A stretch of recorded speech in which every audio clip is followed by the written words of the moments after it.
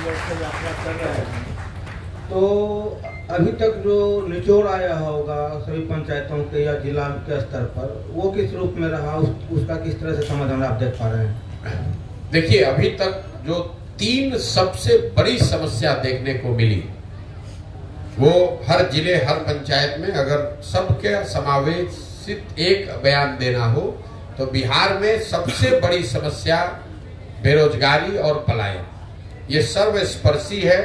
सभी जाति, सभी वर्ग, सभी प्रखंड, सभी पंचायत, किसी भी जिला में जाइए, बेरोजगारी और पलायन सबसे बड़ी समस्या के तौर पर दिखा है।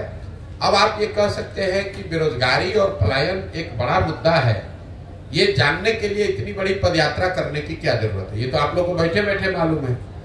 ऐसी बात नहीं है। जब पदयात्रा किया तो पिछले 17 महीनों में 5000 से ज्यादा गांव में जाकर जो देखा, तो ये पता चला कि बेरोजगारी और पलायन की विकरालता क्या है, इसका सामाजिक आर्थिक पहलुओं की समझ बनी। जैसे मान लीजिए कि पलायन को लेकर ऐसा लोगों का मानना है कि जो बिहार से गरीब लोग हैं, वो बहुत बड़ी संख्या में युवा और गरीब यहाँ से बाहर जाता है मजदूरी करने। लेकिन पदयात्रा के दौरान जो मैंने पाया कि ये बात पूरी सच्चाई नहीं है। जो गरीब परिवार के बच्चे हैं वो तो बाहर पलायन कर रहे हैं मजदूरी के लिए, लेकिन जो यहाँ पर आर्थिक तौर पर समृद्ध परिवार हैं, उनके बच्चे भी पलायन कर रहे हैं, वो नौकरी और पढ़ाई के लिए। पलायन तो हर घर का बच्चा कर रहा है। गांव में अगर आप हम लोग जब जाते हैं तो करीब करीब 40 से 50% युवा, चाहे वो मजदूरी करने के लिए बाहर गया है या नौकरी पढ़ाई के लिए बाहर गया, बाहर तो सब गया है। दूसरा पता ये चला कि जिन प्रखंडों में बाढ़ का प्रभाव है, वहां पर ये पलायन का स्तर 70-80% भी हो सकता है। गांव में जब हम लोग जाते हैं तो बहुत बड़ी संख्या में महिलाएं, बुजुर्ग और छोटे बच्चे मिलते हैं, नवयुवक नहीं मिलते हैं। इसका एक सामाजिक पहलू आप देखिए।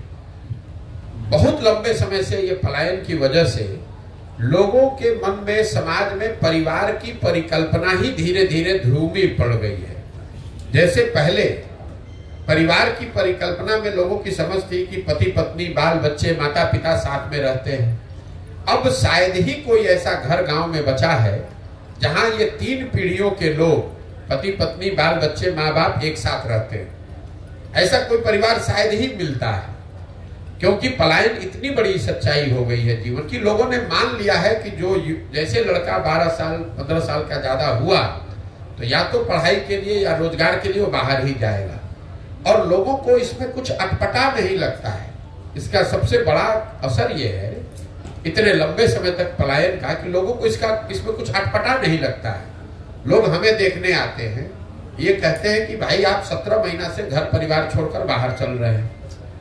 उनको इस बात का एहसास नहीं होता है कि उनके घर के बच्चे, उनके घर के युवा सालों साल से उनको छोड़कर चले गए हैं, और साल में कभी 1 महीने 10 दिन 15 दिन के लिए कोई छठ में, ईद में, शादी विवाह में घर आता है। बाकी समय पूरे जिंदगी, जब तक आप नवयुवक हैं, जब तक शरीर में आपके दम है, तब तक आपको बाहर ही रहना है। जब बूढ़े हो जाइएगा तो आप वापस आइएगा, और आपके घर में जो जवान लड़का है वो बाहर जाएगा फिर मजदूरी करने। तो इसका सिर्फ विकरालता, इसके सामाजिक पहलू, साथ साथ इसका जो आर्थिक पहलू है। कई बार हम लोग बोलचाल की भाषा में कह जाते हैं कि बिहार के लोग बिहार में काम नहीं करता है, दिल्ली बॉम्बे में जाकर कुछ भी करने को तैयार है। ऐसी बात नहीं है। 2/3 से ज्यादा लोग जो पलायन कर रहे हैं वो मजबूरी का पलायन है। ये लोग 12 से 15 हजार रुपया महीना वहां कमाते हैं, और घर पर औसतन 6 से 8 हजार रुपया प्रति माह भेज पाते हैं। ये 6 से 8 हजार रुपया भेजने वाले लोग ये स्वेच्छा से नहीं गए हैं। संभव है कि पहली बार स्वेच्छा से गया हो, कोई एक बार घूमने के नजरिए से चला गया, लेकिन 2/3 से ज्यादा लोग जो पलायन किया है जिन लोगों ने, वो कहीं न कहीं आर्थिक सामाजिक मजबूरी से बाहर गए हैं। गांव में जब हम लोग पूछते हैं भाई क्यों गए हो, वो बताते हैं कि अगर नहीं जाएंगे तो हमारे बाल बच्चा खाना नहीं खा सकते, वो मजबूरी में गए। तो कई बार जब लोग बताते हैं बाहर लोग गया है नौकरी करने, ऐसी बात नहीं, वो मजबूरी में लोग जा रहे हैं। यही हाल कमोबेश बेरोजगारी का है। हम लोग को लगता है कि जो गरीब है, जो पढ़ा लिखा नहीं है या जो कम पढ़ा लिखा है, वो बेरोजगार है। बिहार में पिछले 18 महीने चलते हुए मैंने देखा कि जो गरीब है उसकी हालत तो फिर भी ठीक है, कम से कम कुछ मजदूरी कर सकता है। जो यहाँ पढ़ा लिखा या मध्यम वर्गीय समृद्ध परिवार है उनके लिए बेरोजगारी, उनके बच्चों के लिए बेरोजगारी उससे भी बड़ी समस्या है। जो 10, 20, 25, 50 बीघा खेत का मालिक है, कोई छोटा मोटा रोजगार व्यापार गांव में कर रहा है, वो लोग भी चल कर आते हैं और लिटरली हाथ जोड़ने को तैयार है कि भैया 20,000 का नौकरी हमारे बच्चे को कहीं दिलवा दीजिए। नौकरी की इतनी यहाँ बेरोजगारी की समस्या है। तो बेरोजगारी और पलायन ये सर्वस्पर्शी सबसे बड़ी समस्या दिखी। दूसरी जो सबसे बड़ी समस्या दिखी वो है शिक्षा व्यवस्था का ध्वस्त होना। ये एक दूसरा पहलू मैंने देखा जिसमें समाज का हर वर्ग, चाहे आप पढ़े लिखे हैं, अनपढ़ हैं, अगड़े हैं, पिछड़े हैं, हिंदू, मुसलमान, महिला, पुरुष, गरीब, अमीर, हर व्यक्ति ये कह रहा है कि बिहार में शिक्षा व्यवस्था ध्वस्त हो गई है। बिहार में शिक्षा की व्यवस्था बहुत अच्छी कभी नहीं थी। हम खुद सरकारी स्कूल से बिहार में पढ़े हैं, लेकिन पहले हर प्रखंड में, अनुमंडल में, जिले में 2, 4, 5, 10 स्कूल ऐसे जरूर थे जहां अगर आपने पढ़ाई कर ली, कॉलेज में चले गए तो आपका जीवन सुधर सकता था। आप साइंस कॉलेज पहुंच गए, पटना कॉलेज पहुंच गए तो आपका जीवन सुधर जाएगा। आज की जो स्थिति है इसमें कहीं पर वो व्यवस्था बची ही नहीं है। कई बार लोगों को लगता है कि शिक्षा व्यवस्था इसलिए खराब है कि भैया स्कूल में खिचड़ी बट रहा है।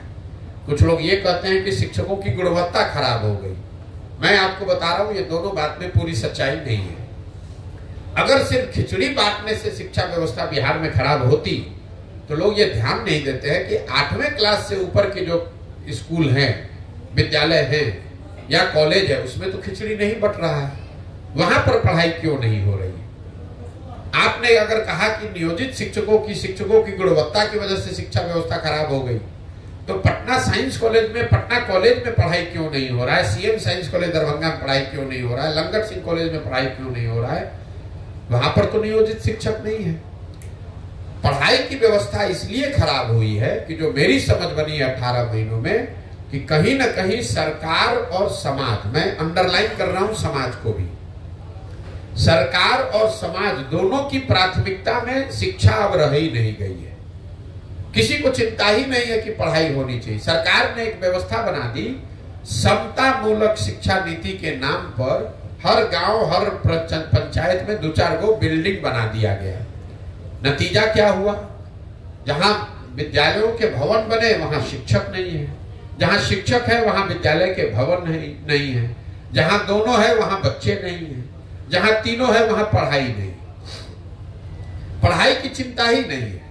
समता मूलक शिक्षा नीति बनाने के नाम पर हर जगह विद्यालय बना दिया गया, शिक्षकों को बहाल कर दिया गया और पढ़ाई की चिंता सरकार ने बिल्कुल छोड़ दी। इसी तरह समाज ने भी विद्यालयों की जो छवि थी वो शिक्षा का केंद्र के बजाय अब सरकारी योजनाओं और बेनिफिट बांटने का केंद्र हो गया कि भैया स्कूल में जाएंगे तो खिचड़ी मिलेगा, स्कूल में जाएंगे तो साइकिल मिलेगा, स्कूल में जाएंगे तो पोशाक का पैसा मिलेगा, स्कूल में जाएंगे और वहां पढ़ाई होगा, इसकी चिंता ही किसी को नहीं। तो जो गार्जियन है, जो पढ़ाने वाले परिवार भी है, वो सरकारी स्कूलों में, विद्यालयों में अपने बच्चों का नामांकन उन्होंने कराया हुआ है कि उसको पोशाक का, साइकिल का, खिचड़ी का पैसा मिलता रहे।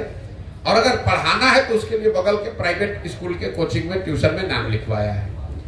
यही हाल कमोवेश कॉलेज का है। कॉलेज की जो छवि है बिहार में, वो सिर्फ डिग्री पाने का केंद्र है। नाम लिखवाइए और 3 बरस लगे या 5 बरस लगे, डिग्री लेकर चले आइए। बच्चे भी ये नहीं कहते कि पढ़ाई नहीं हो रहा, वो कह रहे भैया 3 बरस का डिग्री 5 बरस लग रहा है लेने में। एक कॉलेज में 15-15 हजार विद्यार्थी है, वहां टोटल कॉलेज में 10 क्लासरूम है। तो ये तो अभी नया नियम जैसे बना कि भाई सबको अटेंडेंस अनिवार्य कर दिया जाए। आप जरा बताइए, अगर 15,000 लड़के किसी विद्यालय में, कॉलेज में आ जाए, वहां 10वीं कक्षा है, तो 15,000 आदमी बैठेगा कहां? तो कहीं ना कहीं बिहार की पूरी शिक्षा व्यवस्था को अगर एक लाइन में आपको बताना हो तो स्कूल में से खिचड़ी बट रहा है, कॉलेज से डिग्री बट रहा है। समाज और सरकार दोनों के लिए बस इसका इतना ही उपयोग है, पढ़ाई दोनों में कहीं नहीं हो रहा है। यही कारण है कि बिहार में जितने अनपढ़ बेरोजगार हैं उससे ज्यादा पढ़े लिखे बेरोजगार हैं, जिनके पास डिग्री है लेकिन समझ समझदारी, ज्ञान कुछ नहीं है। तीसरी जो सबसे बड़ी समस्या मुझे दिखी यहाँ, वो है किसानों की बदहाली। यहाँ का जो किसान है वो बिल्कुल बदहाल है, और इसकी मूल वजह यह है कि बिहार में किसानों की बदहाली जो 18 महीनों में मैंने देखी, क्यों इतना बदहाल है किसान, उसकी 3 समस्या है। पहली समस्या है बिहार में भूमि सुधार का लागू नहीं होना। इसकी चर्चा यहाँ पर कोई नहीं करता है। फॉरवर्ड बैकवर्ड का नाम लेकर समझता है कि जमीन जो है मालिक वो फॉरवर्ड है, जो जमीन नहीं है वो बैकवर्ड है, इसलिए इसकी कोई चर्चा नहीं करता है। मैं आपको सामने से कह रहा हूं कि बिहार में गरीबी, ग्रामीण गरीबी, जो रूरल पॉवर्टी है, उसकी एक मूल वजह है भूमि सुधार का लागू न होना। नतीजा ये हुआ है कि यहाँ पर करीब करीब 1/3 से ज्यादा जमीन डिस्प्यूटेड है। उसको पता ही नहीं कि इसका मालिकाना हक किसके पास है। चाहे वो जमीन सरकार का है, पट्टा दे दिया गरीब को उसका हक नहीं मिला, या चकबंदी की जमीन थी उसमें वो गड़बड़ हो गया, भूदान की हजारों एकड़ जमीन पता ही नहीं कहाँ गया, नदी का कटाव हुआ, नदी इधर से उधर गई, जमीन कहीं से कहीं चला गया, पता ही नहीं चला। और पूरी जो ये राजस्व डिपार्टमेंट है, ये कर्मचारी और कर्मचारियों के साथ जुड़े हुए 4-5 दलाल, जिसको गांव देहात में लोग अटर्नी कहते हैं, इसी पर टिका हुआ है। सरकार के पास लैंड का रिकॉर्ड, उसका मालिकाना हक, उसमें जो जेनरेशनल चेंज है कि भैया बाबूजी नहीं रहे तो किनको मिलना चाहिए, वो हुआ ही नहीं। उसकी वजह से 1/3 जमीन बिल्कुल अनप्रोडक्टिव हो गई, उसका मालिकाना हक डिस्प्यूटेड हो गया।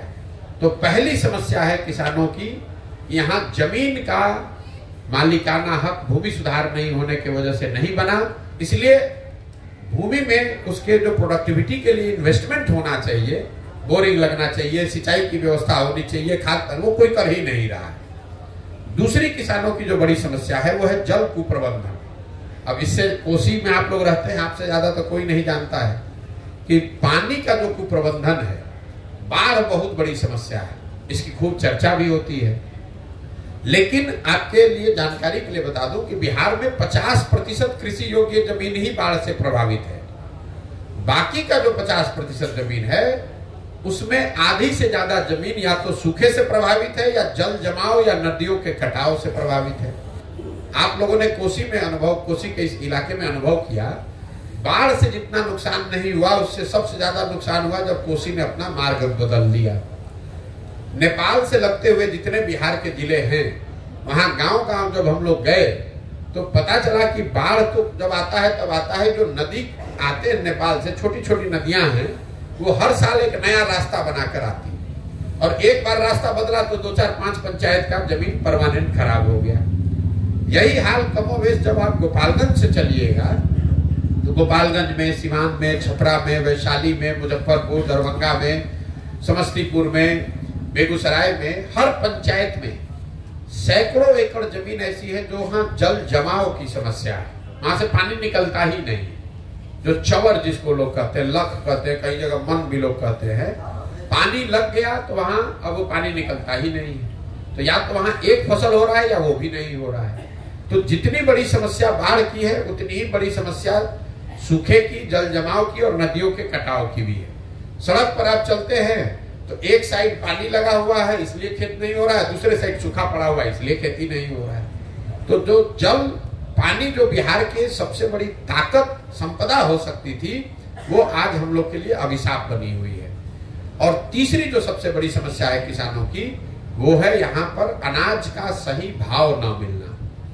इन सारे परेशानियों के बावजूद जो बिहार में किसान पैदा कर रहा है, उसको उसका कीमत ही नहीं मिल रहा है। एक आर्थिक सर्वेक्षण अभी किया गया है जिसमें यह बताया गया है कि बिहार जैसे राज्य में किसानों को उनके फसल का उचित मूल्य न मिलने की वजह से करीब यहाँ के किसानों को हर साल 20,000 करोड़ रुपए का नुकसान हो रहा है। 20,000 करोड़ रुपए का नुकसान हर साल बिहार के किसानों को हो रहा है। जैसे धान का कीमत है 2,090 रुपया, और पूरे बिहार में धान अभी बिका 1,600 रुपया, 1,700 रुपया। गन्ने का कीमत है करीब 2,100 रुपया, गन्ना बिक रहा है 1600। मकई का कीमत है 2,100 रुपया, बिक रहा है 1,600 में, 1,700 में। कमोवेश सारे फसल के लिए, क्योंकि यहाँ कोई सहकारिता की व्यवस्था है नहीं, बाजार समिति है नहीं, एफपीओ है नहीं और प्राइवेट फैक्ट्री रोजगार है नहीं, तो आखिर किसान जो है वो बेचेगा किसको? सिर्फ बिचौलियों को बेच रहा है और वो 30% 40% नुकसान करके बेच रहा है।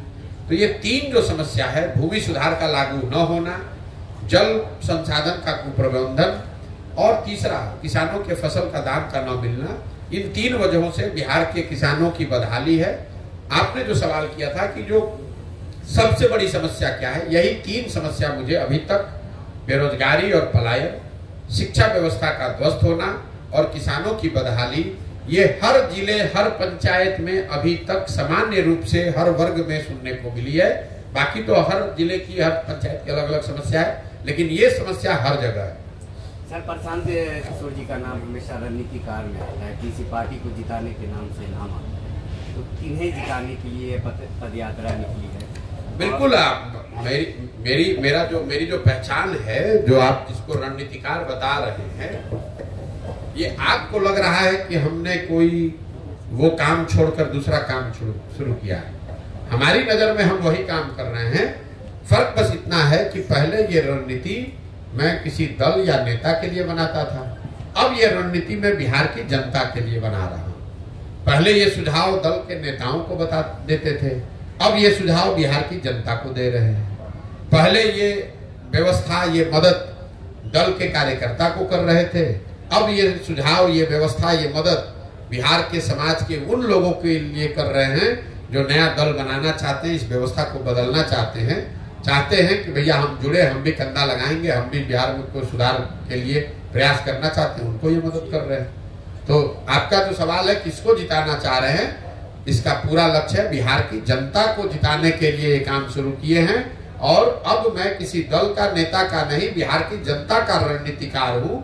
और 10 वर्ष में जैसे दलों को, नेताओं को जिताया, वैसे लिख कर रखिए, धीरज रखिए, 2 वर्ष में बिहार की जनता को भी जिताकर आपको दिखाएंगे। कई लोग सवाल कर रहे हैं कि किसी पार्टी के लिए भी काम कर रहे हैं। सवाल करने का तो कोई अंत है नहीं भाई। जिन पार्टी के लिए काम कर रहे हो तो सब पार्टी चुनाव लड़ रहा है, हम तो पार्टी बनाए नहीं। हमने आपको बताया हम काम कर रहे हैं बिहार की जनता के लिए। तो स्वाभाविक है जो जनता से मुफ्त में जिसको वोट मिल रहा है पिछले 25 साल से, उसको तो घबराहट होगी ही। भाई आप भाजपा चलाते हैं तो भाजपा वालों को तो भारी डर यही होगा कि भाई अभी तक जो लालू जी से डर के हमको मुफ्त में वोट देता था, जनता के पास विकल्प हो जाएगा तो भाजपा को वोट नहीं देगा। लालटेन के लोग जो मुफ्त में मुसलमानों को भाजपा का डर दिखाकर वोट लेते हैं, उनको लग रहा है कि भाई मुसलमानों को कोई नया विकल्प मिल जाएगा तो हमको वोट नहीं देगा।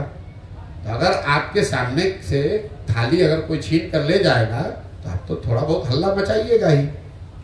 जो हालात है सियासतदानों की बिहार में हो या देश में, क्या जो जैसे हालात है जो देख रहे हैं देश भर में किस तरह से सियासत हो रही है, ऐसे में प्रशांत किशोर पर बिहार की जनता खास करके विश्वास कैसे करेगी कि आज आप अच्छी अच्छी बातें कर रहे हैं जैसे अमूमन सभी नेता बोलते हैं, क्या गारंटी है कल सत्ता में आने के बाद जो अभी परिस्थिति है उसके अनुकूल? मेरे भाई 17 महीना से हम पैदल चल रहे हैं। आपने या तो मेरी कोई बात, कोई सभा सुनी नहीं, या सुने तो उस पर आपने ध्यान नहीं दिया। हम सभा की शुरुआत में ही कहते हैं, पहला ही लाइन, कि बिल्कुल भी कभी जीवन में प्रशांत किशोर पर भरोसा मत करो, किसी भी नेता पर भरोसा मत करो।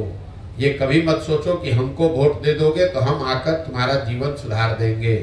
अगर हमको वोट दोगे, हमारे कहने पर वोट दोगे, तो जैसे पहले के लोगों ने धोखा किया, हम भी आपके साथ धोखा कर सकते हैं। इसलिए वोट प्रशांत किशोर को नहीं, मोदी को नहीं, नीतीश लालू को नहीं, वोट अपने बच्चों को दो, अपने खड़ा हो, अपनी व्यवस्था बनाओ, उसमें मालिक मुखिया बनो। प्रशांत किशोर कहाँ दल बनाए हैं कि कह रहे हैं कि हमको वोट दे दीजिए, कि आप भरोसा कीजिएगा कि नहीं कीजिएगा। हम आपसे वोट मांगे नहीं, चंदा ले नहीं रहे हैं, आपसे कार्यकर्ता बनने के लिए कह नहीं रहे हैं। तो आप जब हम पर भरोसा कीजिएगा ही नहीं, जब विश्वास कीजिएगा नहीं, तो घात होगा कैसे? प्रशांत जी, 18 महीने की जो आपकी यात्रा है उसमें आपके साथ लाखों लोग जुड़े हैं, हर जगह से जुड़े हैं। अभी लोकसभा का चुनाव होने वाला है, उन लोगों के पास असमंजस की स्थिति रहेगी कि आखिर वो लोग किनके साथ जाएं? बिल्कुल असमंजस की स्थिति नहीं है। दल जब बनेगा तभी तो आप चुनाव लड़ेंगे। मान लीजिए कि आपको बहुत भूख लगा है, आपने खिचड़ी बनाना शुरू किया, तो अब आप अधपकी खिचड़ी तो खाएंगे तो तबीयत खराब हो जाएगा। अब भूख लगा है, 2 दिन से खाना नहीं खाए हैं, तो जब तक खिचड़ी नहीं बन रहा है तब तक धीरज रखना पड़ेगा। जन सुराज की व्यवस्था के तहत जो दल बनना है वो तो दल तभी बनेगा जब पदयात्रा पूरी होगी। जब पदयात्रा पूरी हो जाएगी, दल बन जाएगा, उसके बाद जो भी चुनाव आएगा, चाहे वो लोकसभा का आए, विधानसभा का आए, उसमें चुनाव लड़ा जाएगा। लेकिन जब दल है ही नहीं तो चुनाव लड़ेंगे कैसे? और इसमें वहां आप कह रहे हैं लोगों को असमंजस की स्थिति है, इसी असमंजस में तो पिछला 50 वर्ष से आप जी रहे हैं, तो 2 महीना और जिंदा रहिए। लेकिन जो मैंने जनता को कहा है कि मैं दल तभी बनाऊंगा जब मैं पूरे बिहार की पदयात्रा कर लूं, लोगों से मिल लूं, समझो मैंने आपको 3 उद्देश्य बताए। तो अभी आधा बिहार हम पैदल चले, आधा बाकी है। तो मान लीजिए कि कल दल बनाकर हम चुनाव लड़ते हैं, तो भागलपुर के किसी पंचायत की योजना हम कैसे जारी करेंगे? वहां तो हम गए नहीं हैं अभी। तो जब पूरा बिहार चल लेंगे तो लोगों तक अपनी बात भी पहुंचा दी होगी, उनके समाज को मत कर सही लोगों को निकाल कर एक संगठन भी बना दिया होगा, और बिहार के हर पंचायत का एक योजना भी होगा। तब लोगों को जाकर कहेंगे कि भाई ये दल है, ये लोग हैं, ये योजना है, आप इसको देखिए, ठीक लगे तो जुड़िए, वोट दीजिए, न ठीक लगे तो जैसे है वैसे चलिए। प्रशांत जी, मैं इमरान व्यावर्स न्यूज से। आपने कुछ समय पहले बोला था कि मेरी विचारधारा कांग्रेस के करीब है, अगर कांग्रेस आपको ऑफर देती है तो क्या उससे आप जुड़ेंगे या फिर आप इस पर क्या? आप लोग का ये 2+2 जोड़ना जो है, सवाल ये पूछा गया कि आपकी विचारधारा क्या है। मैंने ये बताया कि अगर हम गांधी को लेकर चले हैं, गांधी के सोच से प्रेरित होकर ये पूरा अभियान चला रहे हैं, तो विचारधारा के आधार पर हमारी विचारधारा वही होगी जो गांधी ने बताया होगा।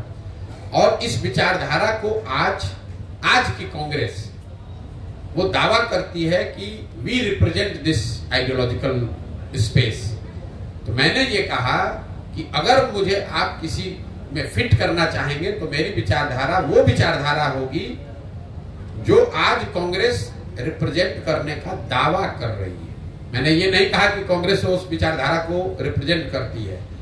जिस विचारधारा को कांग्रेस रिप्रेजेंट करने का दावा कर रही है उसी विचारधारा के करीब मैं अपने आप को पाता हूं, क्योंकि वही विचारधारा महात्मा गांधी की विचारधारा है और उसी से प्रेरित होकर पूरा ये जन सुराज अभियान चलाया गया है।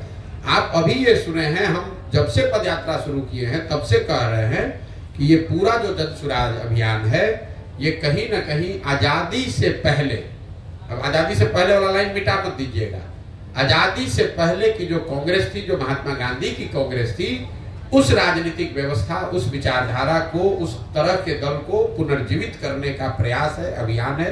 और उस नजरिए से आज जो कांग्रेस दावा कर रही है उसी विचारधारा के करीब आप उनको पाएंगे। इसमें ज्वाइन करने या छोड़ने, भाई कांग्रेस तो बिहार की दुर्दशा के लिए सबसे बड़ी जिम्मेवार पार्टी अगर कोई रही है तो कांग्रेस रही है। लालू जी तो बिहार में एक ही बार अपने दम पर जीत कर आए, बाकी टाइम तो कांग्रेस के ही बैसाखी से वो उन्होंने सरकार चलाई। और कांग्रेस ने 25-30 सांसदों के लालच में कि दिल्ली में बिहार से 25-30 सांसद जीत के जाता रहे, इसलिए उन्होंने बिहार को लालू जी के हवाले करके छोड़ दिया। ऐसा तो है नहीं कि कांग्रेस को पता नहीं था उस समय कि बिहार में क्या हो रहा है, या बिहार पिछड़ रहा है, या बिहार की जनता गरीब है, पलायन कर रही है, मजदूरी नहीं मिल, इनको रोजगार नहीं मिल रहा है। इन सब के बावजूद कांग्रेस ने यहाँ लालू जी का शासन चलवाया क्योंकि उनको 20-30-40 सांसदों का लालच था। यही काम आज भाजपा कर रही है। आपको क्या लगता है कि पूरे देश में दूसरे दलों को तोड़कर खरीद कर सरकार बनाने वाली भाजपा बिहार में सबसे बड़ा दल होने के बाद भी सरकार नहीं बनाती है? क्यों? क्योंकि उसको यहां से 35-40 सांसद चाहिए और उसको भी मालूम है कि नीतीश कुमार कुछ कर नहीं रहे। उसके लोगों ने, उनके नेताओं ने क्या बयान दिया है, अमित शाह ने क्या कहा, माननीय मोदी जी ने क्या कहा नीतीश कुमार के बारे में, किसी से छुपा हुआ नहीं। अभी 2 महीना पहले तो लोग चिल्ला के कह रहे थे कि बिहार को बर्बाद कर दिया। फिर नीतीश कुमार को क्यों बनाया? इसलिए बनाया है कि बिहार में समीकरण बनाकर 30-35 सांसद जीते। सांसद हम लोग का बिहार से जाता रहे, बिहार का जनता भोग रहा है तो भोगे, बिहार का जनता भीख मांग रहा है भीख मांगे, हम लोग के बच्चे जाकर गाली खाएं, मजदूरी करें तो उससे कोई फर्क नहीं है। मोदी जी बिहार में इतने बड़ी संख्या में लोग भाजपा को, मोदी जी को वोट दे रहे हैं। कोई नहीं पूछ रहा है कि मोदी जी रोज गुजरात जा रहे हैं इन्वेस्टमेंट सबमिट करने के लिए, 1 लाख करोड़ का बुलेट ट्रेन बना रहे हैं।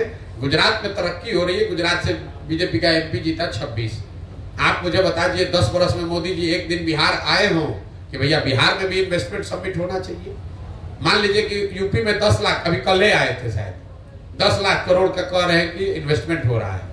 मान लीजिए हम लोग बिहार गरीब राज्य, हम लोग यहाँ 50,000 करोड़ का ही इन्वेस्टमेंट के लिए आ जाते, 10 वर्ष में एक बार भी नहीं आए।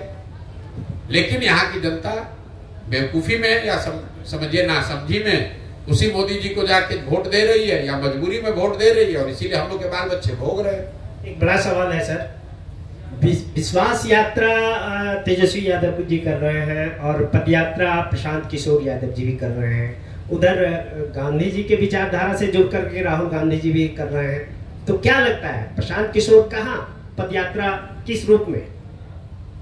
आपका सवाल ही नहीं समझे, लेकिन अगर आप कह रहे हैं कि बहुत यात्रा हो रही है तो पुनः दोबारा लोकतंत्र है, हर आदमी अपना प्रयास करने के लिए स्वतंत्र है ना। सवाल आपका समझ लिए, आप इतना ने उसको घुमा दिए कि आप खुद ही नहीं बता पा रहे कि आप क्या पूछना चाह रहे हैं। लोकतंत्र है, दलों को, नेताओं को हर तरह का पब्लिक के बीच में जाकर प्रयास करने का की स्वतंत्रता है। फर्क समझिए, राहुल गांधी कांग्रेस के नेता हैं और वो कांग्रेस के लिए वोट मांग रहे हैं और उसके लिए पदयात्रा कर रहे हैं। तेजस्वी यादव अभी कल तक उप मुख्यमंत्री थे, वहां से झटक कर नीतीश कुमार ने किनारे लगा दिया, तब उनको जनता का याद आ रहा है। प्रशांत किशोर का कोई दल नहीं है, प्रशांत किशोर वोट नहीं मांग रहे हैं, प्रशांत किशोर ये नहीं कह रहे हैं कि हमको जिताकर मुख्यमंत्री बना दीजिए।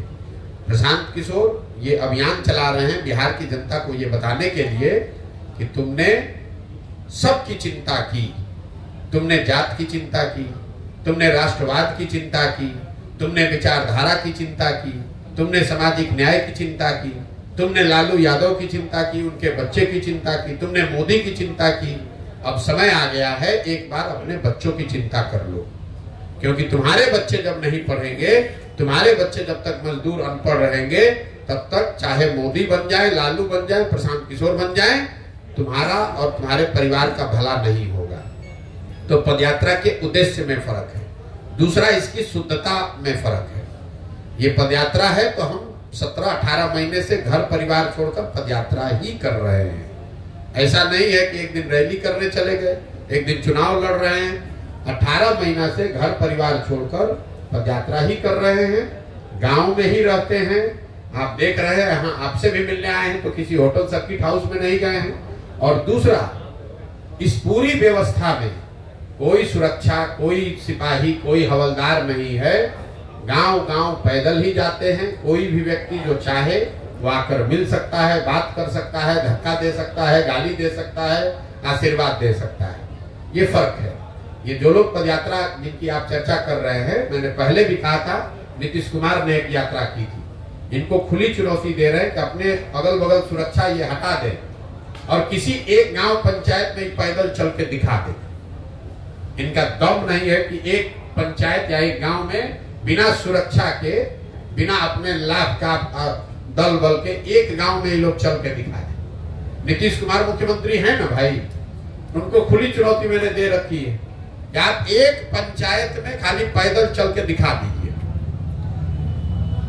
मेरे भाई, इनका दम नहीं है। हम 18 महीना से गांव में ही चल रहे हैं, बिना किसी सुरक्षा के चलते हैं, सरेह में ही सोते हैं और 18 महीना से कर रहे हैं। हर जाति, हर वर्ग, हर समाज के लोग के पास गए हैं। सब ने हाथ उठाकर आशीर्वाद दिया है। सब ने कहा कि नहीं, जो आप प्रयास कर रहे हैं वो ठीक है। वो हमको वोट दे, हमको माने, हमको पसंद करे, वो अलग बात है। लेकिन कोई ये नहीं कह रहा है कि ना भैया आप बहुत गलत काम कर रहे हैं, इसको मत कीजिए।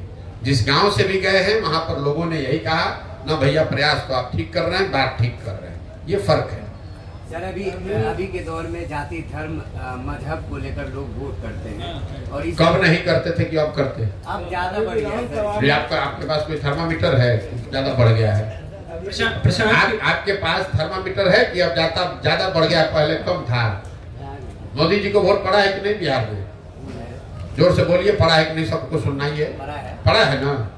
तो मोदी जी के जाति के यहाँ कितना आदमी रहता है मधेपुरा बिहार में, जरा बता तो दीजिए। अभी तो आप बोले कि सब लोग जाते पर वोट दिया है।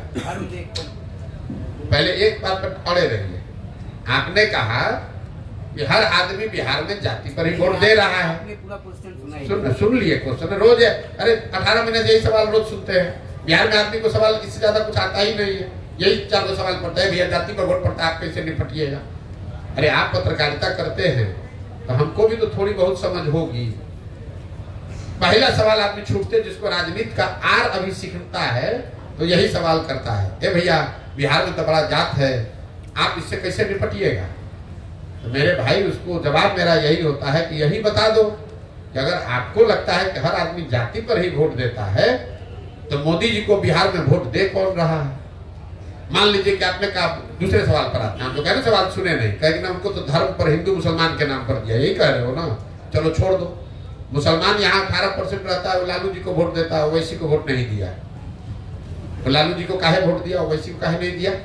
विधानसभा में जो पूछ रहे हैं वो बताओ, लालू जी को मुसलमान वोट क्यों देता है, तो उनके जाति का नहीं है। काहे जबरदस्ती का ज्ञान, जब एक होता है सवाल, एक होता है तर्क और दूसरा होता है कुतर्क। आपने कहा जाति धर्म, भाई जाति धर्म पर वोट बिहार में भी पड़ता है, पूरे दुनिया में पड़ता है, इसमें नई बात क्या है।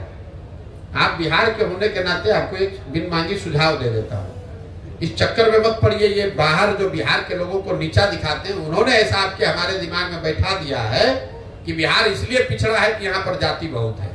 आप गए हैं गुजरात, कर्नाटक, आप चुनाव कराए हैं कभी बंगाल में, तमिलनाडु में, वहां जाति नहीं है। गुजरात में जाति नहीं है, लिंगायत बोकालिका कर्नाटक में नहीं है, माला मडिगा रेड्डी कम्मा आंध्रा में नहीं है।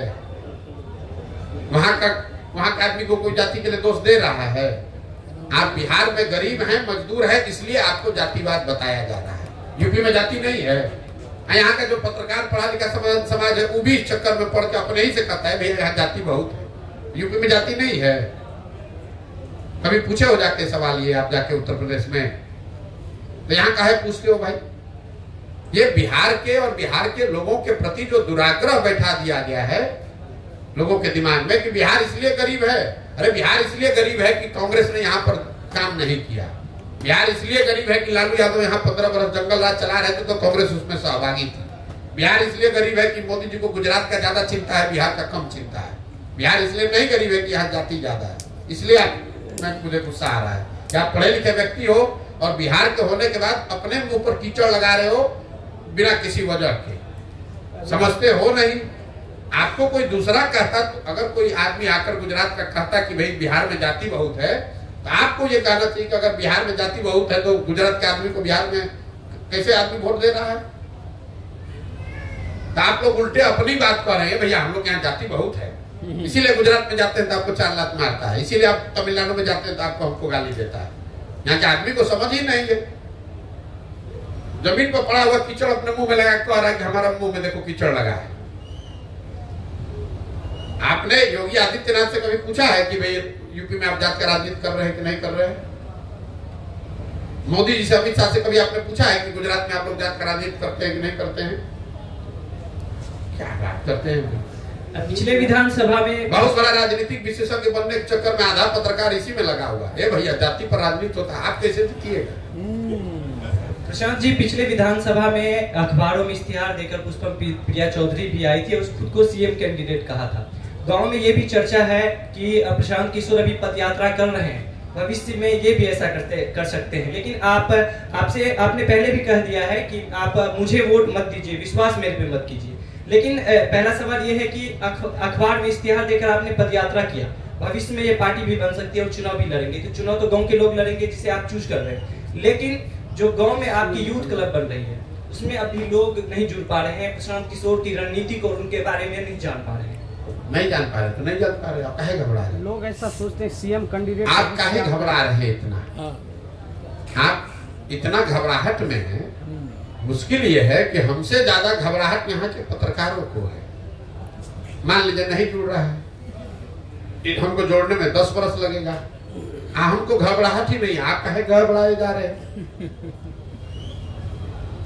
यूथ क्लब क्यों बनाया गया है ये तो आपको मालूम है नहीं, यूथ क्लब इसलिए बनाया गया है कि अगले 5 वर्ष में 10 वर्ष में जो बिहार की राजनीति पर 1250 परिवारों ने कब्जा किया हुआ है, इसको तोड़ने के लिए नए युवाओं को चिन्हित किया जाए, उनको प्रशिक्षित किया जाए, उनको मुखिया, सरपंच, विधायक बनाया जाए। तो एक दिन में तो बनेगा नहीं। क्या जोड़ने के लिए क्या वो रैली निकालना है क्लब में, क्यों नहीं निकल रहा है? आप जो कह रहे नहीं जुड़ रहा है, इसका मतलब क्या है? मतलब क्लब में आप क्या होता तो आप कहते कि जुड़ रहा है, और क्या नहीं हो रहा है आपकी नजर से? अमूमन आपका बोर्ड लगभग हर कई जगह पर देखने को मिला, लेकिन तो अच्छा है खराब है? अच्छा है, हाँ। लेकिन वहाँ पर लोग जो है सक्रिय नहीं, कई बार लोग के सक्रिय होने के लिए बना ही नहीं गया है। अभी यहाँ यूथ क्लब की बैठक होगी, उसमें पहले देखिए, आप लोग पत्रकार हैं, सवाल करने आते हैं, तो थोड़ा सा रिसर्च करके आए, थोड़ा पढ़ के आए। यूथ क्लब की परिकल्पना क्या है? बिहार के 1 लाख बच्चों को, ऐसे बच्चों को जिनके माता पिता बड़े घर के नहीं हैं, ऐसे बच्चों को जिनके माता पिता विधायक, मुखिया, सरपंच नहीं हैं, ऐसे बच्चों को जिनमें राजनीतिक सामाजिक पहचान बनाने की, काम करने की क्षमता है, जज्बा है, ऐसे बच्चों को चुना जाए, चिन्हित किया जाए, उनको प्रशिक्षित किया जाए, उनको साधन दिया जाए, मदद किया जाए। तो आज अगर चिन्हित करना शुरू करेंगे तो आपको बोर्ड दिख रहा है। अब उन बच्चों का प्रशिक्षण होगा, वो बच्चे समाज में साल, 2 साल, 5 साल, 10 साल काम करेंगे, तब ना आपको कुछ दिखेगा। आज आप पौधा लगा रहे हैं, आप कह रहे भैया उसमें आम का फल नहीं दिख रहा है, तो भैया आज पौधा लगाए हैं तो फल कैसे उसमें दिखेगा? आज तो पौधा ही लगा है ना। जब वो पेड़ होगा तभी तो समय पर उसमें फल आएगा। चलिए भैया, एक सवाल ले लिया जाएगा। सीधे एक सवाल है कि आपसे पहले पूछा भी जा चुका है, आप तो राजनीतिक दल बनाएंगे, चुनाव आ गया नजदीक, लेकिन क्या अभी प्रशांत किशोर तटस्थ ही रहेंगे इस लोकसभा चुनाव के लिए? भैया मैं बिल्कुल तटस्थ नहीं हूँ, मैं जनता के साथ खड़ा हूँ, और मैंने अपने लिए जो भूमिका तय की है कि मुझे गांव-गांव जाकर लोगों को ये समझाना, बताना है, वो काम हम कर रहे हैं। तटस्थ कहाँ? हम तटस्थ रहने वाले लोगों में से नहीं हैं। हम घर पर नहीं बैठे हैं, गांव-गांव जाकर इन लोग का कलई खोल रहे हैं, इनको बता रहे हैं जनता को कि देखो कैसे तुमको जात के नाम पर, धर्म के नाम पर, राष्ट्रवाद के नाम पर, भारत पाकिस्तान, हिंदू मुसलमान के नाम पर तुमको बरगलाया जा रहा है, तुमसे मुफ्त में वोट लिया जा रहा है। सजग हो जाओ। अब आप कह रहे हैं सजग हो जाएगा तो क्या करेगा? तो जब सजग होगा तभी ना अपने लिए कोई व्यवस्था बनाएगा। उसके जीवन का ये पहला और अंतिम चुनाव नहीं ना है। पहले सजग होना जरूरी है। जब सजग होगा तो अपने आप नई व्यवस्था भी बना लेगा। बहुत बहुत धन्यवाद। भाजपा के 400 के दावे में कितना दम है? उनसे जाके पूछिए।